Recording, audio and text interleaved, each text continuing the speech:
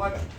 I pledge allegiance to the flag of the United States of America and to the republic for which it stands, one nation, under God, indivisible, with liberty and justice for all. Counselor McHugh. Present. Counselor Kinsey. Here. Counselor Smith. Present. Counselor Jones. Here. Not here, Counselor Simchak. Present. All right, we're going to start today's meeting with a couple of proclamations. The first is going to be National Autism Awareness Day.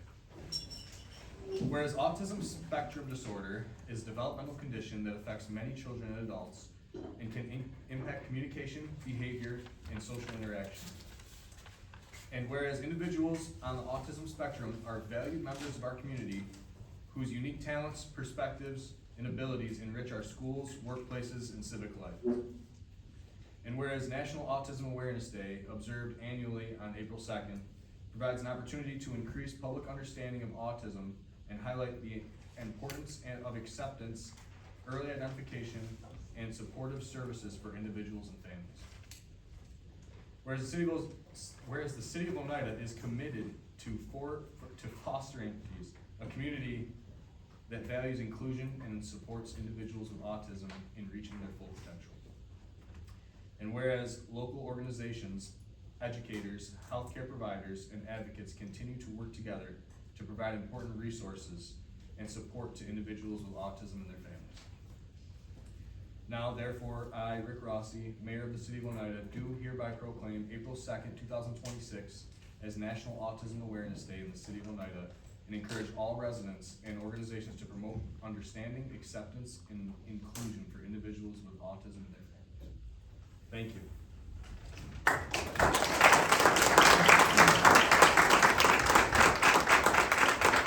Senator Jen Bailey will be accepting this. Be more to come on an autism law coming this weekend here in a second too. And Connor as well.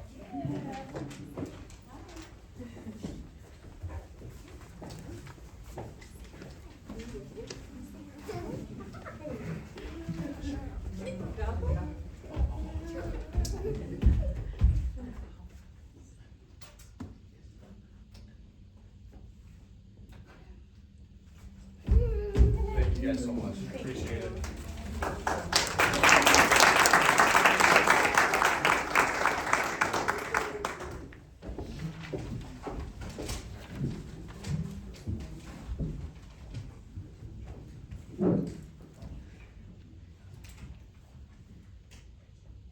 All right, next one up is Ale Baraski. Whereas Ale Baraski became his service in the City of Oneida December 5th, 1979, and will retire with over 46 years of continuous dedication. Definitely our longest running employee. Whereas throughout his career, he has played a critical role in ensuring safe and reliable operation of the city's water treatment systems, contributing directly to health, safety, and quality of life of our residents. And whereas his commitment and expertise reflect the highest standards of public service and have made a lasting impact on the city. Whereas his years of service represent not only technical excellence, but also a deep sense of responsibility and pride in serving the community. And whereas recognizing employees like Al highlights the value of dedication, institutional knowledge, and the service to community while fostering pride within our workforce. Whereas it is fitting to recognize his achievements at a common council meeting on April 21st, allowing his family, friends, colleagues to join in honoring his years of service. Now, therefore be proclaimed that Common Council of the City of Oneida hereby honors Al Baraski for his 46 years of exemplary service and extends his sincere gratitude and best wishes upon his retirement. Thank you so much.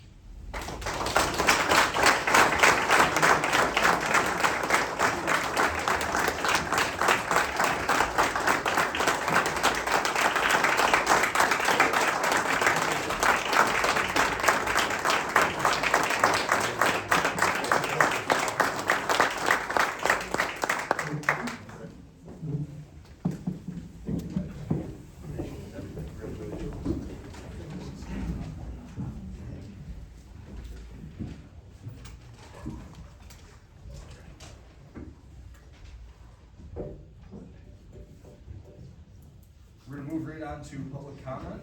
We have a couple signed up. Randy Jones, first up.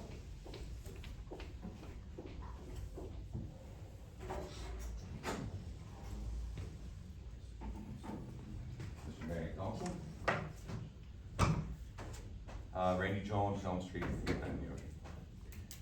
It's long overdue, some type of memorial display at Vets Field be erected in honor and recognize our armed forces and the men and women who serve this great country. I applaud the members of this administration for recognizing the need and efforts to provide our community with such a display. In 1959, I was named after the USS aircraft carrier USS Randolph. They call me Randy. Members of my family and some of my closest friends have served in a variety of our armed forces, dating back as far as the Korean War, includes the Korean War, Desert Storm, Gulf War, peacetime, and even our latest conflict. I believe my military resume, my families and friends, gives us all a legitimate voice and reason to be heard tonight. I am as patriotic as the next person. I support the efforts to create a memorial that portrays the honor and commitment of our service members, yesterday, today, and tomorrow. However, I do not believe a retired fighter jet represents all of our armed forces and the great service of our sailors, soldiers, airmen, and Marines. The proposed fighter jet display assumes a cost between $400,000 and $600,000. That cost should be expected. But any thoughts of diverting existing grant money aimed at improving the pool, restrooms, basketball, tennis courts, and developing a swim pad at the Vets Field for our community, especially our younger folks, I think is kind of unacceptable. Any expectations to use taxpayer dollars now or in the future, also unacceptable. I believe this project should be put on hold for now. The council with a committee of public members from each ward should seek legitimate alternatives that would represent all the service members and all the members equally. I'll be the first to volunteer for that committee. Thank you, Randy Jones, United States Navy, 1979 October, 1984 October. Thank you very much for your service and those folks who have service in their family. Thank you. Thanks for your service.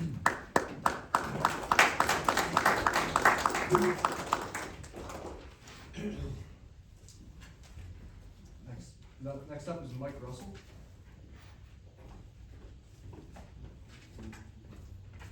Good evening. My name is Mike Russell, and I'm responding to last meeting's proposal on the proposed development at 409 Genesee Street. I was unable to attend that meeting, and I'd like to add my comments and concerns now. I request that the council give careful thought and consideration to any zoning changes or site plan approvals related to the property development until studies have been completed and review regarding stormwater runoff, impacts to the public water system, impacts to traffic and the environment.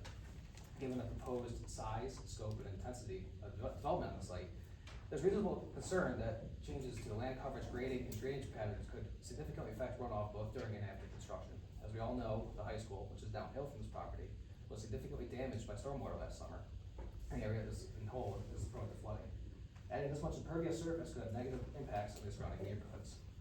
Also, the development that is currently proposed does not match the existing neighborhoods in character or density. Using every square inch of space may benefit the developer financially, but does not match the more natural looks and feel of the surrounding neighborhoods. Property values of the existing homes would be negatively impacted. This property also requires substantial financial investment to develop, in addition to the normal power lines, roads, sidewalks. Sewage needs to be pumped uphill to the street main. Any water infrastructure will be required. Currently, homes at the same elevation, including my house at Deerfield, as water, get water pressure that's actually below New York State code minimum. And I would expect the new development to have a similar issue. My understanding, a new water pump house will be required with substantial investment. Who will pay for these public utility improvements? Is the developer even aware that these improvements are necessary? Is the funding behind the project substantial enough to not fail halfway through and leave the city with a half-completed project? Will property taxes need to be raised to support this? I know some of this was discussed at last meeting, but it bears repeating. I would request that the council and everyone involved in the planning, at a minimum, request a professional stormwater runoff and drainage analysis reconsider zoning to more spread out R1 level instead of the R3 or some equivalent. Impose buffer zones with berms and trees between this development and the surrounding neighborhoods. Examine the financial viability of such a large project. Evaluate the impacts of the neighboring properties, streets, municipal infrastructure, and review potential effects of the public water systems, including quality, infiltration, and capacity. And of course, the state requires the traffic study and the secret environmental study. Ensuring that these studies are completed and made available for public review and comment before any rezoning action or project approval is essential to protecting public infrastructure, environmental resources, and the health and safety of nearby residents. Thank you for your time.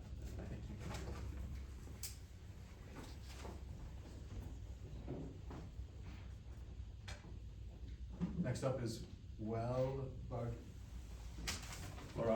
Thank you. Good evening. How are you? Good, how are you? I have a question for a sidewalk placement, one piece in front of my property. Cause I have a son who has a wheelchair and has a garage in his back.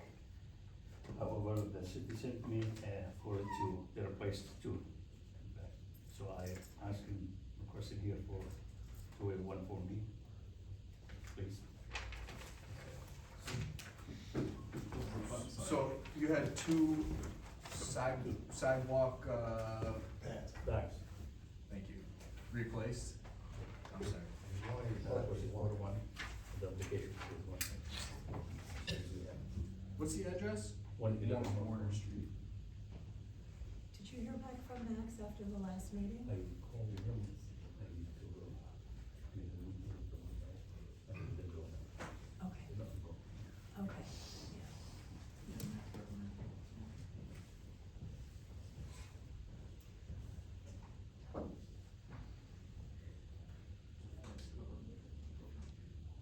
Did anybody from the city reach back out to you, the city engineer, assistant city engineer? I'm sorry? Did the city engineer, the assistant city engineer, Max, yeah, did he reach back out to you? After the last meeting? the last meeting, Yeah. I spoke with him on the phone. Okay. Within the last week or two? He said me, they will do nothing. I tried to sign Yeah. my name. Yeah, so, yeah, so they're Yeah. both covered, both the flags are covered, both stones, yeah. I think you should. He requested one, but he's being charged for two, perhaps? Right. What's the date on that? Do you remember? March 18th. What's the date on that email? April 14th. Yeah, he dealt Okay. with it afterwards. Okay. He's not gonna charge him. Okay, is there a new amount?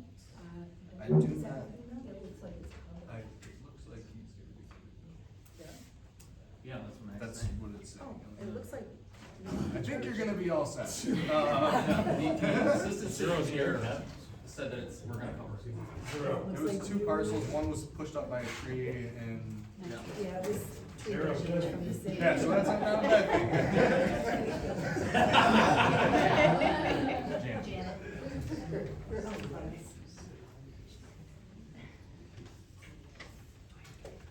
You're fine, you're good. All right, I believe that ends our public comment. Any old business from council? I just wanna thank Kyle.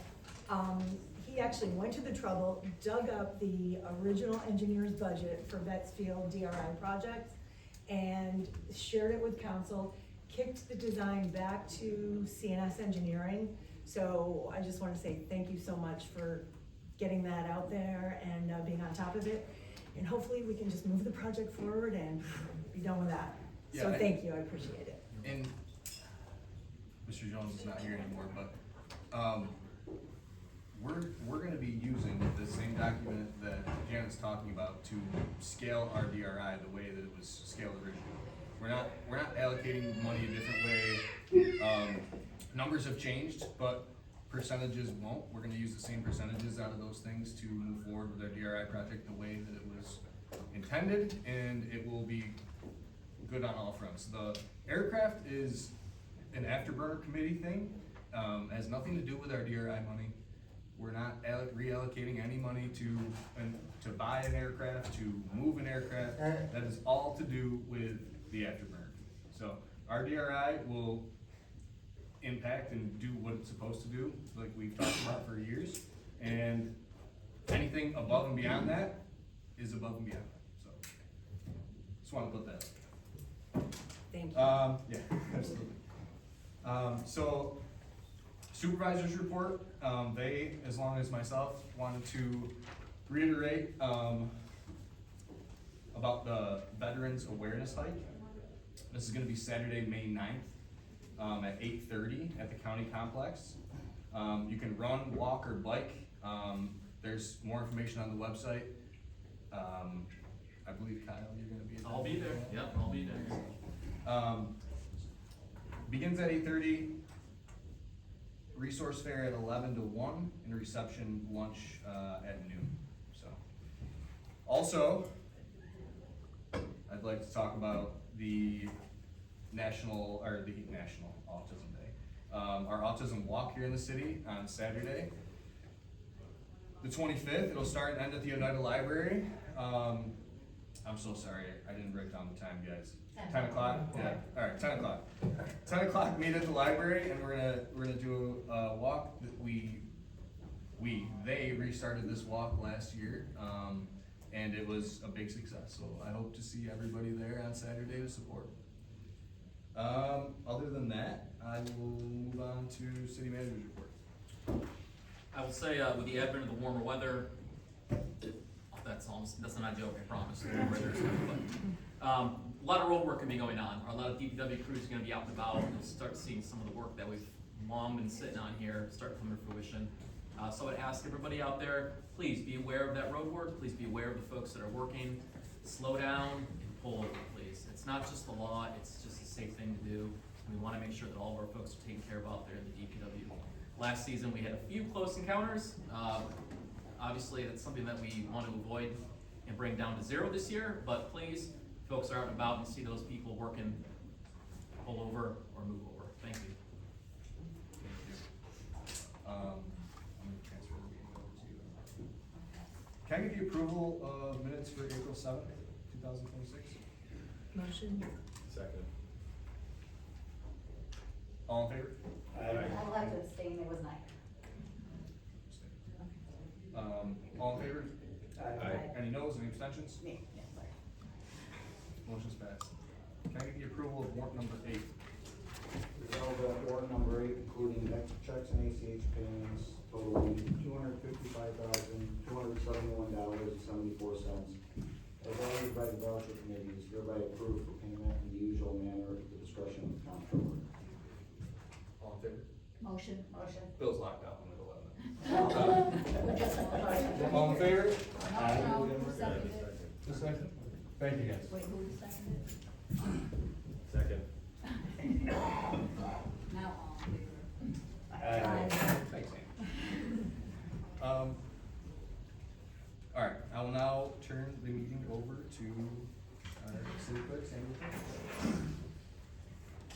Item number 1, acting city manager designation. Receive and place on file a letter from city manager Kyle Lovell dated April 21st, 2026, designating Fire Chief Scott Jones to serve as acting city manager during periods of temporary absence or disability in accordance with section 12.3 of the Oneida City Charter.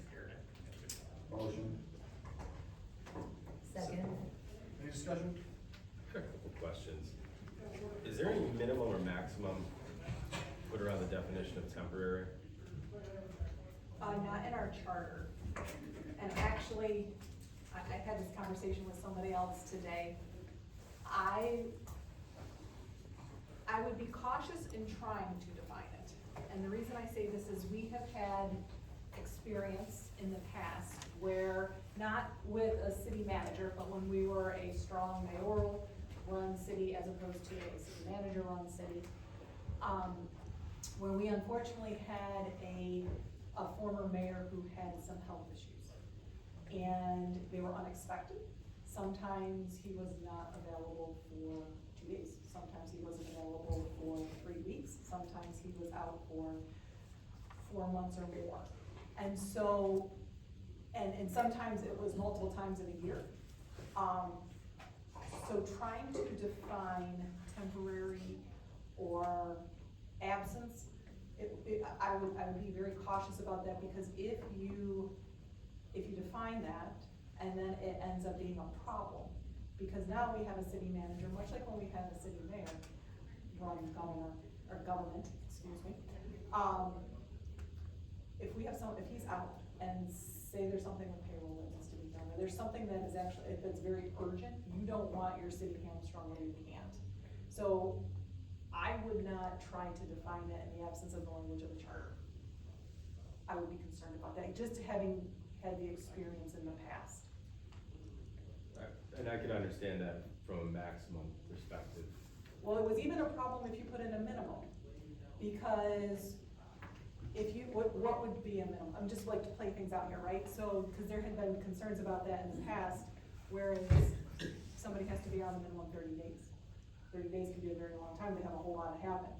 If somebody's out for a week, well, you can have a lot happen in a week when there's so many roles, especially now, as then, when you have your chief executive officer that wears the hat of any department head that may be absent, or the position may be vacant. If you have something that comes in where grant needs to be addressed, something, where there's some urgency, if you say, well, no, they have to be out for more than a certain time period, that can present issues too. Unfortunately, these are all things that we've dealt with. Right. So like even if he was out for half a day, that would be a temporary absence under this. Technically, but I think. I think sick days are different than needing to, but yeah, I don't know how or where that approach falls, But- but I think sick days are a little Just bit. as. Yeah, no. But you could take this as an example. What if, sorry Kyle, bear with me here. Say Kyle runs out for lunch, has a car accident, can't come back for the rest of the afternoon. Do you wanna say because you were here in the morning, but you're not here in the afternoon, now we don't have anybody who's addressing the city issues in that afternoon because you did not have it as a scheduled vacation or an illness with a procedure? I can think of all horrible things that could happen to Kyle. I get enough on social media, I don't need to repeat it. So this would be only for unscheduled absences, what it sounds like. Well, no, even if they're scheduled, because if they're scheduled, you would want somebody to be able to fill in your shoes as well. Yeah, but you're on vacation, you gotta, something's gotta be signed. No, And he's out of country or out of Right, state. now, what if he's out during, say, negotiations with the firemen's unions, or during budget talks when there's a perceived or possible real conflict of interest? What then? Well, you can establish parameters, right? Right. And there's always the ability of the city to revoke this, but I would submit to you, no matter who you have, or no matter who he designates as acting city manager, a potential conflict could arise. So, going back to our very first city manager, Doug Selby, he had Leanne Wells as his acting city manager. Makes total sense, right? She was the comptroller.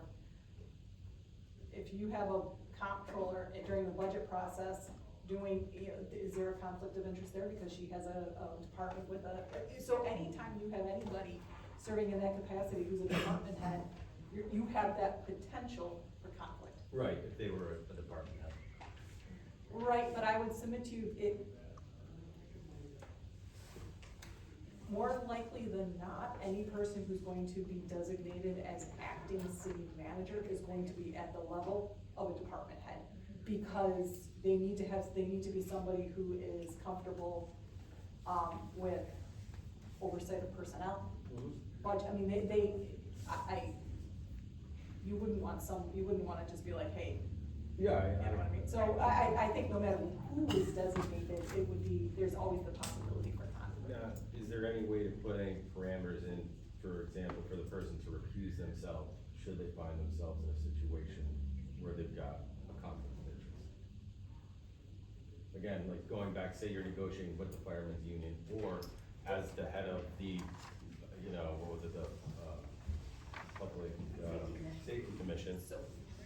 So I would submit to you also, there's a checks and balances, because no matter who is in if you have somebody sitting at a negotiation table, at the end of the day, it's this council that approves Okay. that agreement with so you could have Chief Jones feel like Superman sitting at the table and say, hey, my fireman, I am going to give you everything Santa Claus.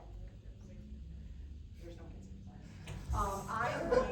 I'm going to give you everything that you have wanted. But the reality is, he has to come back, you have to have the agreement, the council has to approve it, and the council's gonna say, I would hope, no. Sorry, no, we can't do that. So those checks and balances will always, as far as like budgeting and even they can't make changes to budgets, right? Like that's still your purview within council. He can't change the negotiations with the union. There's even restrictions within your collective bargaining agreement as to what he can do or can't do. So there will always be those limitations. And would those same checks and balances apply to things like personnel issues that might raise to the public safety commissioner, which is now the city manager? I'm sorry, help me out, give me an So, example, like say hypothetical. hypothetically, say there's an issue with the fireman, someone's got an issue with the chief. That would usually go up to the next level, I would think. The city Right. manager, yeah. Right, so if he is the city manager, would he then be making decisions against possibly himself? Would that come to council as a checks and balance? No, council Right. doesn't do personnel. So in that scenario, I guess we'd have to address that as it comes to us. The only thing I would also caution is that you do have, there are real limitations within your collective bargaining agreements as what can even be done from a disciplinary standpoint. Unfortunately, I think the department heads know that all too well, that they've often, I shouldn't say that, but there will be times when department heads will say, I think we need to do X, Y, or Z for discipline. And the horrible city attorney or her partner will say that you can't because you have progressive discipline and that's not available, or you have to do such and such. So there's still limitations, if you will. But to your point, if it were a long term, if he were out for 6 months and those kind of actions are taking place, yes, there would need to be some kind of oversight, but, or a different checks and balances that we don't currently have in place in our city charter. So kind of came back to that idea that having some sort of definition of like, not maybe even on time, but like circumstance. Well, I'm not sure, I was gonna say, I don't think time would, because that doesn't matter, right? I think it's more that what should be considered, but unfortunately, that will require a local law and you want somebody in the meantime, but to be appointed as acting city manager. But, I think what the more appropriate thing to be thinking about is whether or not there should be language put in our charter that identifies that in the event there is a conflict of interest that is presented to the, while the acting city manager is serving in that capacity, how is that handled? And I don't have that answer, as I said before you this evening, but we can think about how to best address that.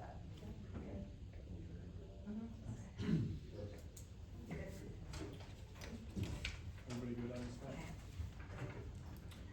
All in favor? Aye. Any noes? Any abstentions? Motion passed. Item number 2, final assessment roll 2025 sidewalk replacement program. This will be a roll call vote. Confirm the assessment roll for the 2025 sidewalk replacement program as amended, corrected, or altered by the City of Oneida Common Council. Further deem the report of assessment to be final and correct, and authorize the city manager and city clerk to sign said assessment roll and file with the city chamberlain's office for collection. Motion. Second.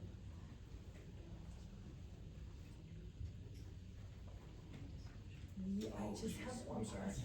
I'm like waiting for the roll. The dollar amount, so there's a chart in our packet, and the dollar amount next to Mr. Bahamon's isn't zero. If we approve it as is, do we have to change it to zero in the packet on that chart? That's kind of a record-keeping question. I mean, we're not gonna charge them for this. Okay, so Yeah. whether it's in there or not, Yeah, it's do not we- gonna get charged? Yeah, All right. Sandy, do we need to zero it out, or? What I would do is I would amend, I would say I would just have your resolution read that the, whatever Sandy just did so eloquently, but that, the assessment rule as revised. It says as amended there, so we can probably just change the amount. Yeah, Okay, we're good. Okay. Isn't that what the last paragraph says, as amended? So, no, no, this last paragraph doesn't, it said in there somewhere as amended. the second resolved. As amended, corrected, or altered by this council, so Right. I would just, make an acknowledgement in the meeting minutes, not necessarily in the resolution, but that the revision or correction is as to Mr. Neal. Yes. We're on, Yes. it's, I'll do that. 111 North Yes. Water Street, okay. Thank you.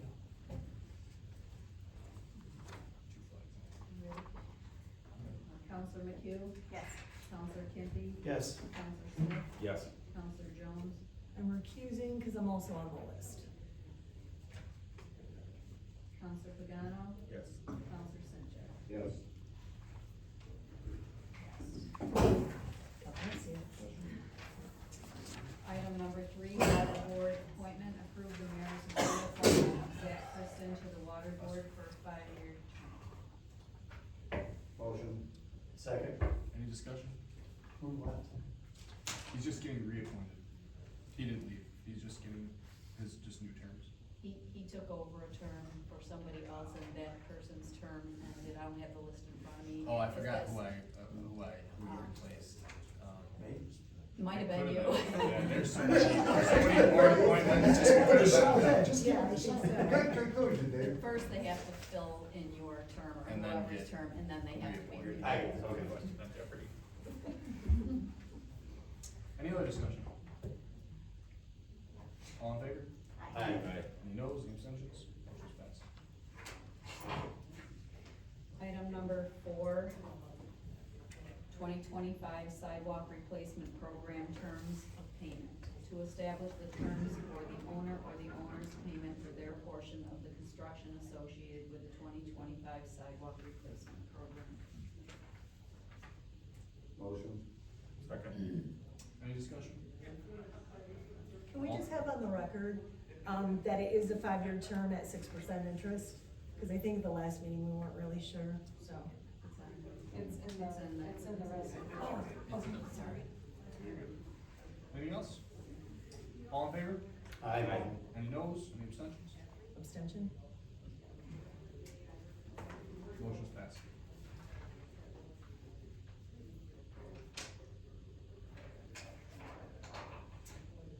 Item number 5, standard workday. Counselor McHugh has to abstain from this one.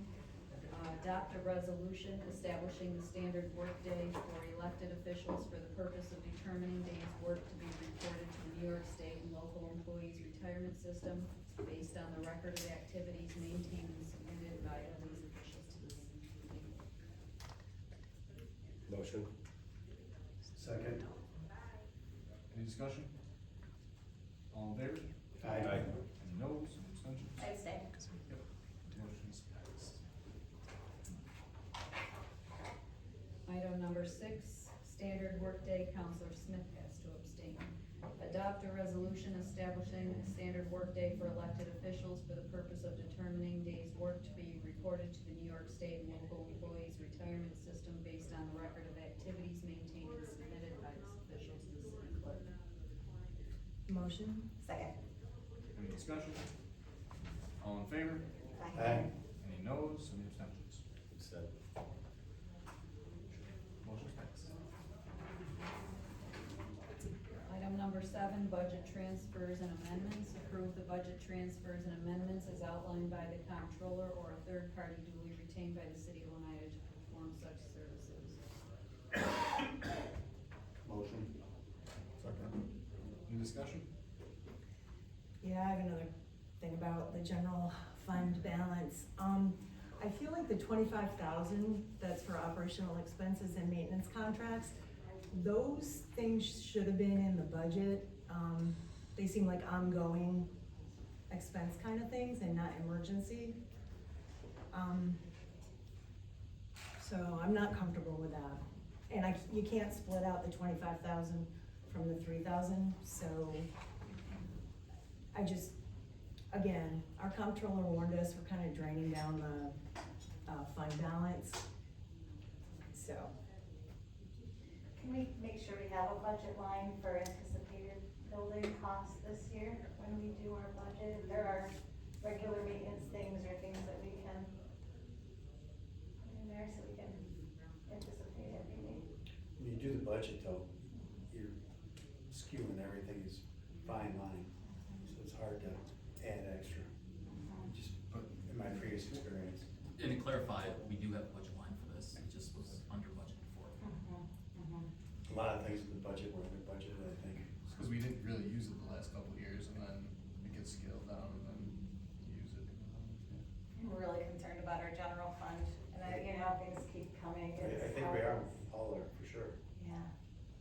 That maybe soon we have to start talking about some other things. And we're about to emergency talk about the demolition of a asbestos, significant portion of a downtown block that we have to approve, which I'm assuming will not come out of the general fund as well. It would have to. Yeah. It would have to, I don't That's an have- emergency Yeah, I don't have a third estimate yet, but it's, in the near. unfortunately, it'll be $300,000-$400,000. And honestly, that's less than what I thought it was. Who's the owner? Which one? We are. We have 138, and then 136 is now condemned. It was originally purchased by a gentleman named Fritz Scribner for $1. It's a sense, we can take it on taxes as it is right now. However, that being said, the safety of the building alone and the number of electrical issues and structural issues, and it's a mess. So now that it's condemned, it's officially city property. And yeah, it's not looking great. And again, we did talk about these buildings a couple of years ago when the one next door had went down, but these two buildings got the New York State Restore grant, $1 million, and now they were condemned, so that won't be moving forward. So that's why we tried to really save the buildings and keep them moving forward. And, now we're beyond that point again, so. Yeah, it's a concern, especially with the shared wall between 136 and 138, structural report. So we're gonna take down 36 and 38, you think? Just gonna, Well, according to the engineers, it's almost impossible, unless you wanna spend a significant amount of money to shore up the wall of 138, then if you take down one, the other's gonna come to it. And when we get to new business. What was it, 2.3 got some billion more to show it questions up on or it. something? it was like the same as knocking it all down. It was more than knocking it down, it was like $600,000, $700,000 to fix the wall. I just feel like we're tapping the general fund a lot, and by the end of the year, that's likely to be a rather large problem. I agree, I just don't know what to do in these situations when these Yeah. things come up, there's We'll have to bond for nothing it. we can do. What's that? We're gonna have to bond for this. And I would, in much that line of thinking too, we have, so this is 1 and 2 buildings have to come down. We also have 210 Commodore, which has kind of been out there lingering for a while. We discussed it briefly last year, but that's another building that is condemned and has to be torn down. The city owns it. So we discussed potentially banding for this amount of money for demolition. It may behoove us to maybe get a list of buildings together that have to come down, so we can do it all in one fell swoop. Well, this specific situation, last meeting, right, we voted, wasn't here, but we voted to pay for the deductible that goes with the repair for the air or the boiler, right? And then the insurance company has reimbursed us for the repair cost to go with it. So we do have it back, so that has already come in, and if we have it to fix this, cause I guess, deciding what's like the health and safety issue, right? And mold and air quality is certainly a health and safety issue for people in the building.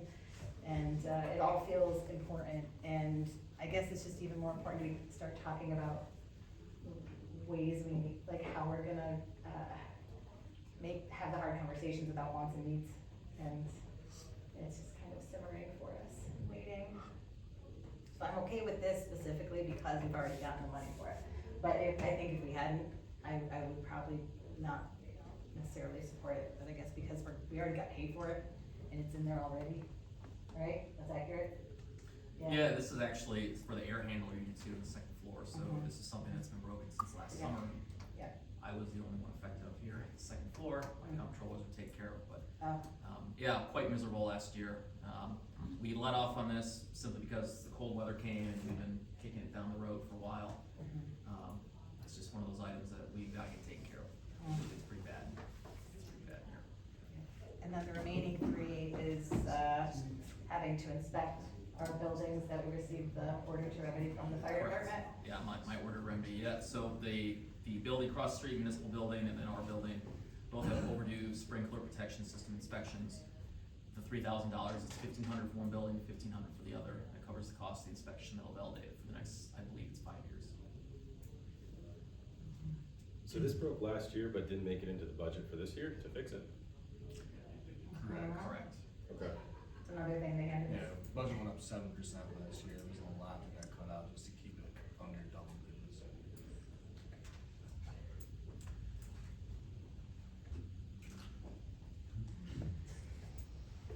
Unfortunately, gotta spend money to have the things that, we all want, we can't just, keep cutting and doing nothing and then expecting things to get better. At some point, I think we're gonna have to, I don't know if you guys are paying attention to the school budget votes coming up. They're cutting services, they're cutting employees, and they're still raising taxes, and I think we need to pay attention to Leanne, maybe even have her come in and talk about what's going on with our general fund balance, and, just get a handle on this. It's the biggest, I mean, I'm sure you guys all talk to the neighbors, that's the biggest thing, people are like, just don't raise our taxes, well, School budget's double our taxes. I know. School budget is double our taxes, that's what kills me. This one is a budget, the tax. $60 million budget, the city's a $30 million budget. We have a paid police department, a paid fire department, fire trucks, all that. They've closed 3 elementary schools and they're still double our whole budget. yeah. So, I agree, they should do some straightening back and Yeah. looking internally, because I think we've been doing that for a couple of years. More than a couple of years. So we have to make the school district whole. In what aspects? After, no, because the city of Oneida, we collect taxes and we make so the rest, like all the towns in Madison County, Madison County makes the towns whole for taxes not paid. We do that because you have the great privilege of taking properties that don't pay their taxes. We have to tear them down. And then pay for that. And do that.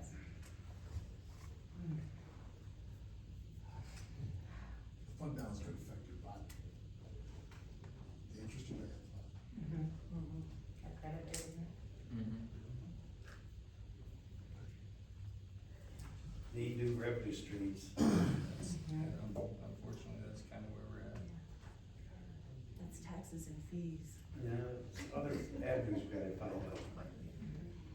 Are we, Development, economic development, I'm a big proponent that you can never tax yourself into prosperity. Like Winston Churchill said, it's like standing in a bucket trying to pick yourself up, it just won't happen, so, economic development, I drive that because that's what I think is the true saving grace of when you look at budgeting and what's going on in the city and how can you improve things. Bringing business in, that's gonna be fundamental to not just growing the quality of life for our current citizens, but growing the population that we want to have.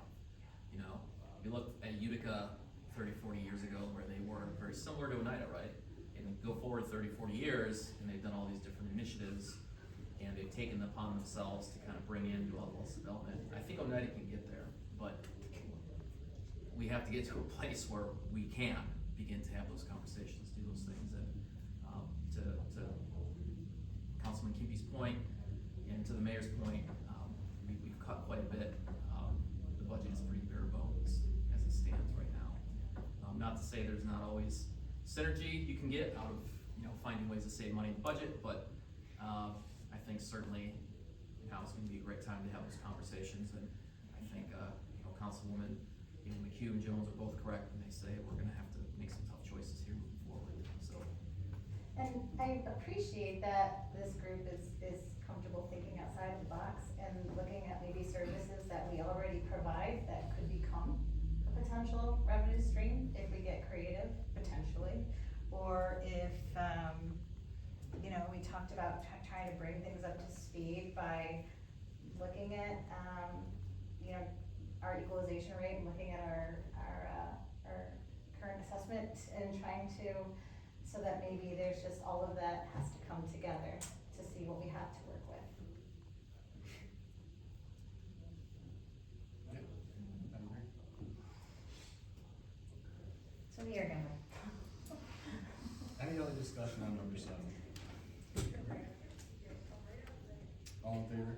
Aye. Any noes and abstentions? No. Motion's passed.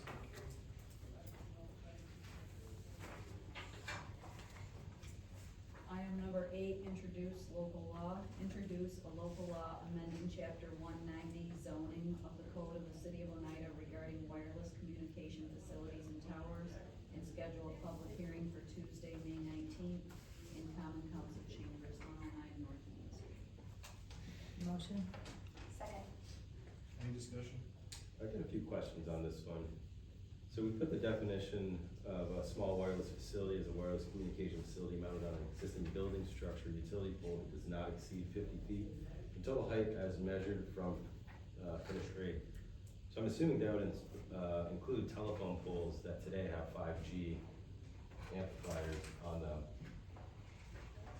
You see them, you can find them all over town. They're under 50 feet, and there's nothing in the wording to say to support antennas related to wireless communication equipment primarily, like we have on the large scale. What are you saying, Dave? I'm saying that under this, you would be designating existing telephone poles as small wireless facilities. So if you want to expand your 5G network, you're gonna have to put it on a new pole, and the language in here makes it very difficult to put it on a new structure that's not a co-location. Putting it on a co-location with another 5G amplifier isn't gonna do anything for you. They've gotta be spaced out so many, about half a square mile each to work. So what you're saying is that efficiently. the language in here would really discourage broadband expansion. It would. It'd make it very difficult to do it, because then they're gonna have to go through this whole rigmarole to say, here's the co-locations, this is why they won't work for me. And then when I put up a telephone pole, I've gotta design it so that it can support other wireless communication in the future. If we wanna grow, I wouldn't think that'd be the way to go. Do we want to table this and have it researched better? So, a couple comments. Is This is for- Is this defining telephone poles, is that? So first of all, this is scheduling a public hearing, it's introducing it and scheduling a public hearing, that's all you're doing at this point. That's number 1. Number 2, with any local law that is amending your zoning law, you refer it to, your planning commission ZBA for their review and comment back. And you also have to, by statute, refer it to Madison County, Planning Department. And it's the 239 referral, so they will also be returning, comments to you for consideration. So, I don't want you to think that what you have is it, okay?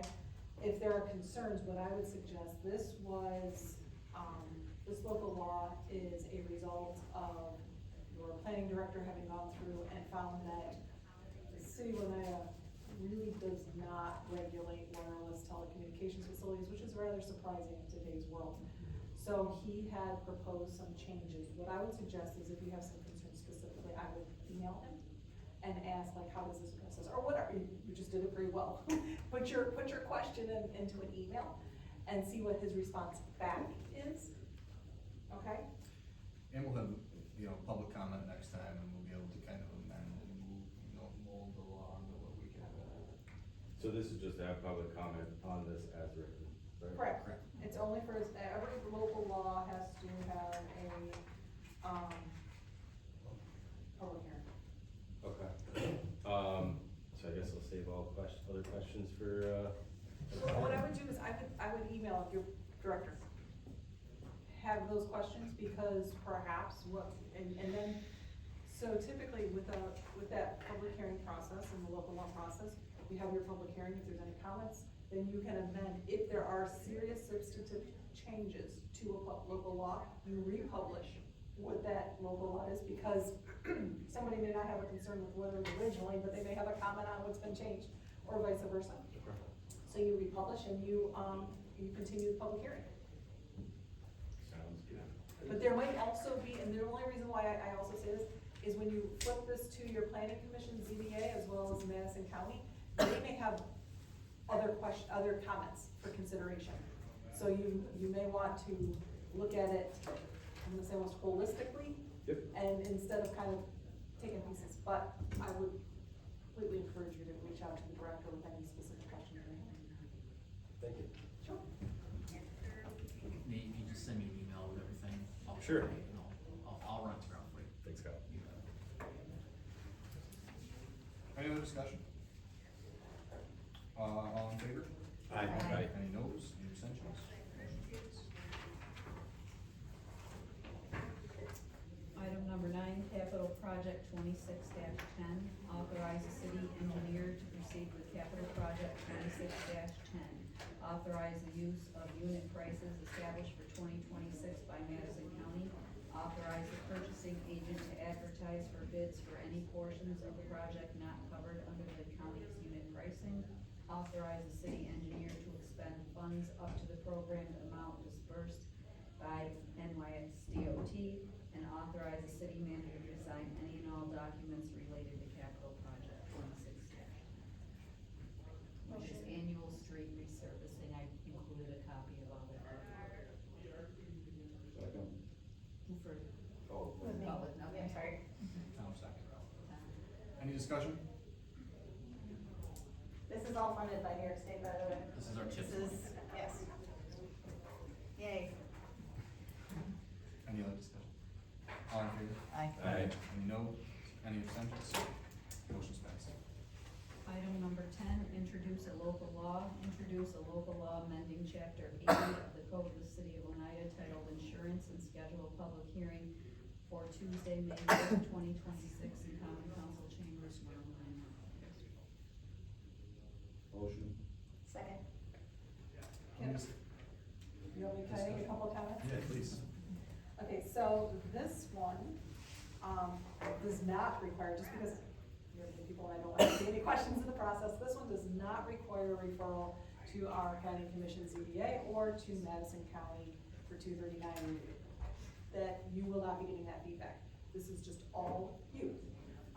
That's one comment. Second comment, our city manager already brought to my attention a concern that this is identifying the city chamberlain. Now, we have that city chamberlain position through the end of 2027. So this local law was first raised, the interest in this was raised by Chief Jones as a way to address some of the problems we've been discussing this evening with funding and properties that have been damaged and getting,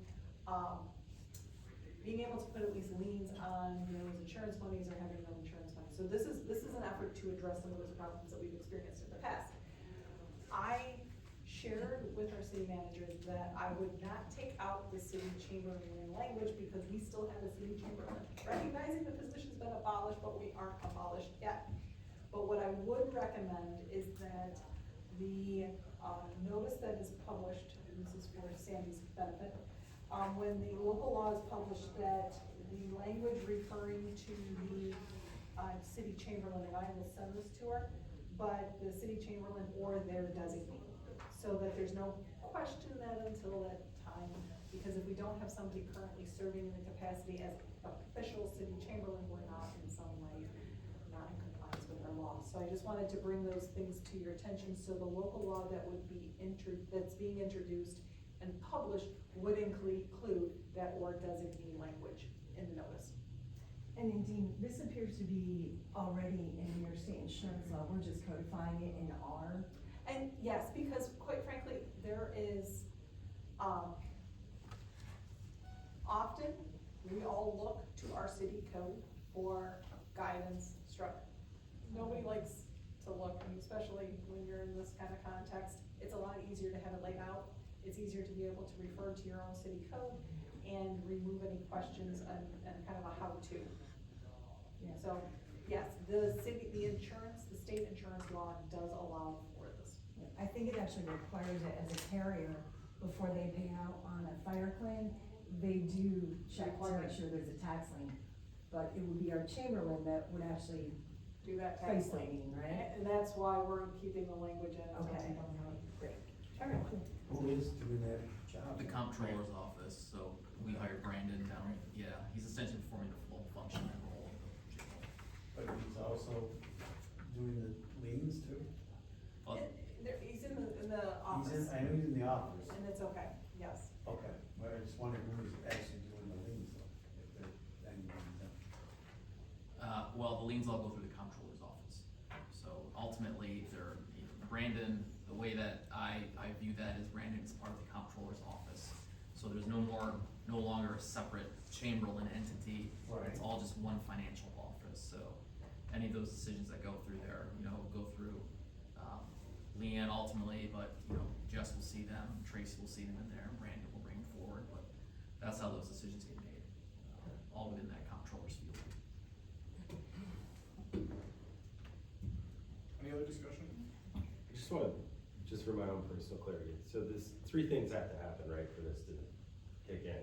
They have to have an existing lien for over a year, they've gotta have a fire, and they gotta file a claim, right?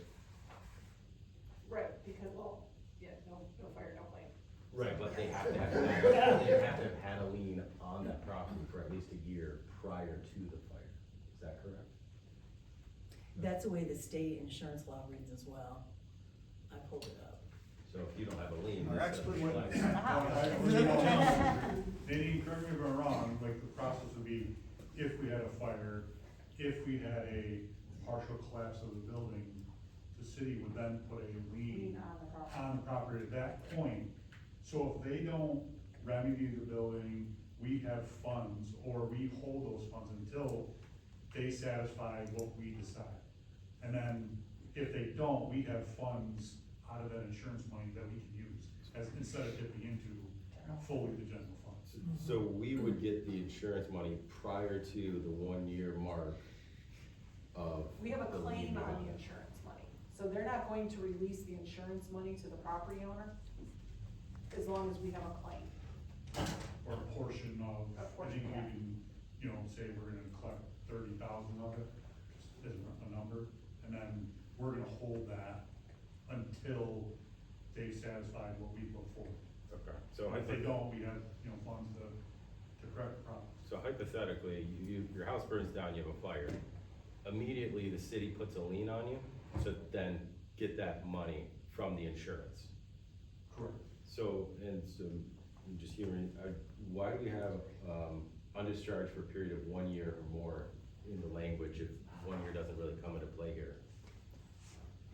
This is prepared in accordance with the insurance law.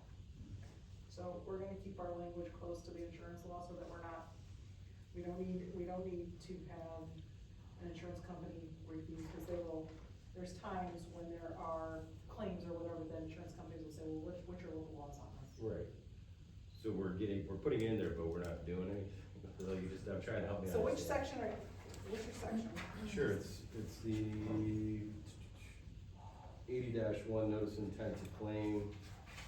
It's gonna be your very first run-on sentence. It's about it's third line from the top.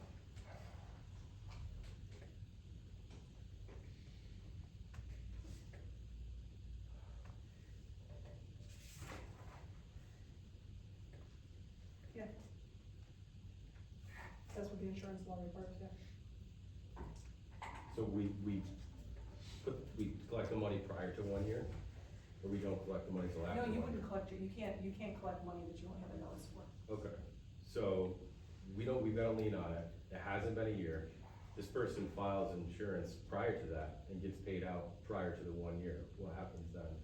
You have a lien against the property after that. The city files the lien. Okay, And when you have a lien, then they can't transfer the property, they can't do anything, they won't be able to finance against the property without payment of the lien. okay. And if they don't pay the lien, then we have that process, back to the question of making the school district whole. If the liens aren't paid, then we have our process for collecting on a lien, and if they don't pay that, then it's because it's part of, a lien is essentially, we make that into almost like your taxes, we can take Right. the property. Okay. So, family of four, my house burns down, you slap a lien on me. I've gotta now find housing, pay for reports, getting this cleaned up, get it all taken care of without any insurance money. No, not necessarily, No? because Okay. if you file your claim on through your insurance company, that's separate and apart from this. Okay. So when you Okay. have your fire, presumably. Yep. No different than when you have a car accident, first thing you do is you call your carrier, right? Right. I just had a car accident, my house just burnt down, I just lost a portion of my house. And typically, your carrier will immediately provide you with, one, what your coverage is, what you are entitled to, and they will walk you through that process. This is to protect the city when people collect and then don't address the problem. So we've had in the past, yeah, they collected the insurance money, they walked away and sold the property to somebody else. Right. And There's no lien on the we're property. stuck dealing with the problem. Gotcha. With a half This breakdown stops house that that from no one happening, wants they to can't take care of. walk away with the money and leave us stuck with the uninhabitable structure. Would have to walk us to do something for repairs. Gotcha. We have recourse. Okay. Makes sense. Call your carrier. Any other discussion? All in favor? Aye. Any noes, any abstentions? Motion's passed. Any new business from council? So the building that's gonna have to be demolished, we looked into, what was the estimate to make it structurally sound even temporarily? Is So it- it would be one building would be sound, the other building has to come down. They're So it would be attached. the building that we own, so one building would, either way, 138, 138, the one we Has to purchased come. last year. 136 has to come down. 136, yeah, is the one that has to come down, yeah. 138 is in better shape. It's not condemned? Yeah, that's, That's a gray area. yeah, when you walk through it, it's pretty rough, but yeah. But that was, the only reason that we really got involved in that was to try to help it move forward with the New York State Restore. And we haven't had communication with those people, and that hasn't really been moving forward. We met with them, Jim and Bonnie Palmer, back in October of last year in Syracuse, Empire State Development, specifically because we were having so much frustration and contraction with them. And they promised us at that time that yes, they're moving forward, everything's good. That was October. So we sent them all. Like 6 months ago, Mhm. on 138, the one that's really falling down?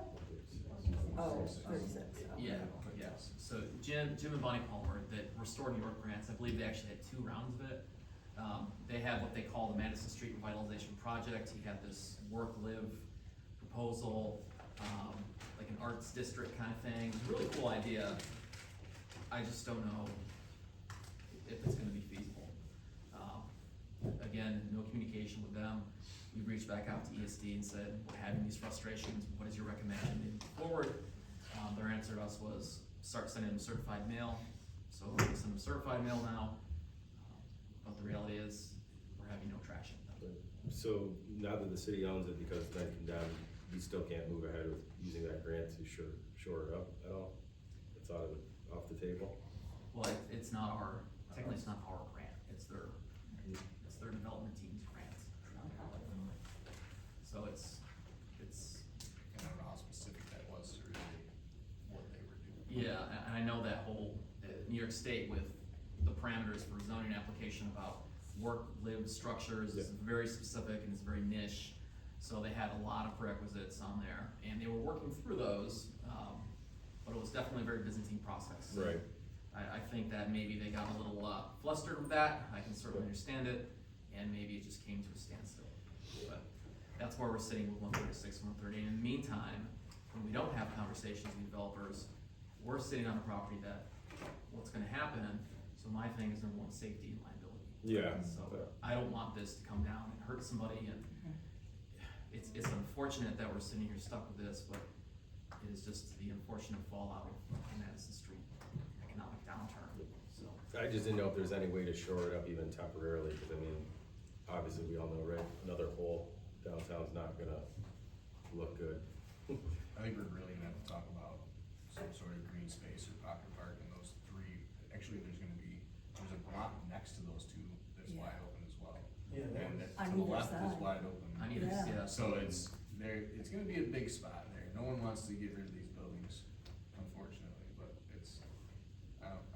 we don't have enough money to just. Too bad we don't have a developer that would come in and do like nice apartments and buildings in the bottom and. We were hoping that they were gonna be that people, those were gonna be the resort grant, and then we were hoping that was gonna The happen. design but was very nice. They had the whole back parking lot, they're gonna have. You need a workspace in there, right, does that come with the workspaces and stuff? Yeah, so where you can work in the front and live in the back, yeah, so it's. Is that like a mullet, work in the front part of Oh, mullet business. I hope. Just, Well, we're gonna continue to try to engage, Jim and Bonnie, figure out what the heck is going on, where their head's at.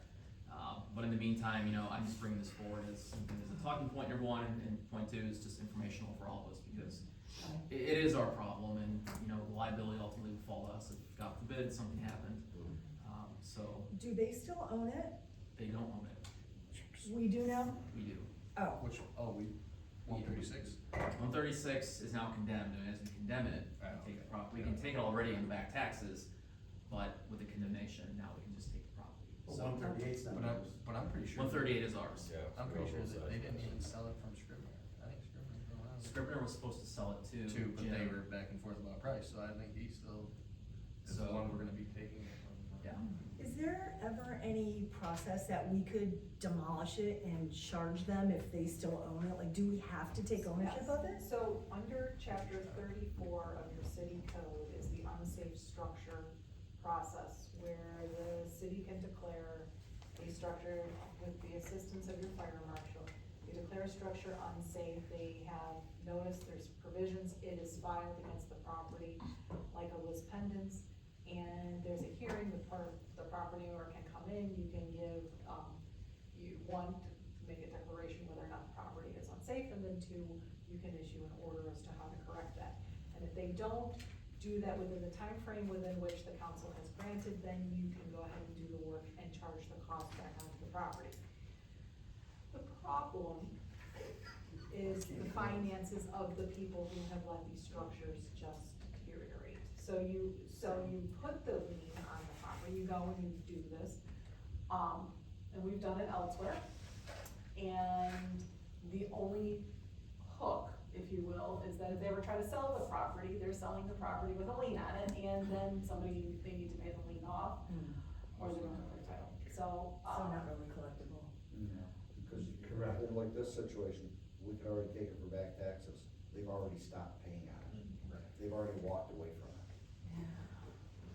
where that's more effective is with properties where your owners with assets. Right. Owners of, Okay.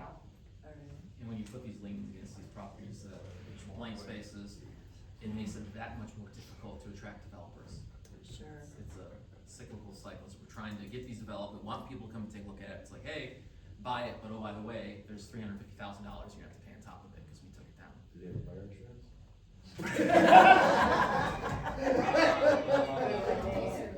Thank you. Alright, perfect. Anything else, any other discussion? New He didn't business? say that, by the way. I heard nothing. I do have one other thing, and I apologize, I've been very talkative tonight. I think we all got a letter from the Honorable Mr. Judge Betro about opening up the potential candidate pool for the assistant judge. Didn't know if that'd be something we wanna talk about at a future meeting, if we has any. Was it the I whole think he leaving gave it the to all of us, residence we all. requirement? That was the residence, wasn't it? Correct. Residency. It was looking to expand the residency like we have for some of the other positions within the city. Because of the pool, right? Right now, you gotta live it without it. Yeah, I think it's fine. I've discussed a minute briefly sounds like the process was initially developed because the way they would have to handle like after hours or emergency things, you would want someone close so they could get there quickly and take care of it, but I guess the process has kind of changed and evolved, and now they don't really have to physically come in so much, if that's my understanding, I don't know if that's anyone else's, that it could make sense to expand your pool, and I don't know what the con of doing it would be, I'm not as Maybe the well chief versed. could tell us if they have to see judges right away or not.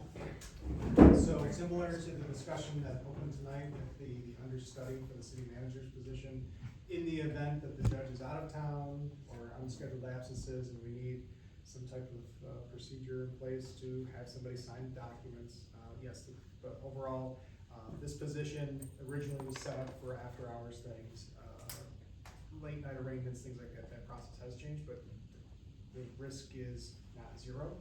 There's still there is a chance potentially that we would need somebody after hours while Judge Dexter is away. And so I think looking at candidacy of folks that want to take a position to sign on for that is limited because of the requirements of the charter. So I think that, I'm not speaking for Judge Petro, I'm just providing context. Well, my understanding is that surrounding, communities, municipalities kind of extend their radius like one adjacent community outward. So it's not that someone would live like 45 minutes away or an hour away, but that it's someone living in an adjacent community to Oneida, that it would kind of stretch it out just a little bit. Yeah, My I understanding. think, yeah, I think it's fine. But that's just my opinion. I think that's a position that I have to appoint, and I wouldn't be appointing somebody that's living 100 miles away. You know what I mean? Right. So that is, Yeah. I think most mayors would probably agree with that, but. I reached out to Judge Dexter, he didn't have a problem with it, so. So should we put that on, what's our next step with that? We can talk to, Nadine and Sandy about putting together local law to try to revise that one. Yeah, I was just looking to see what section of the charter that needs to be revised.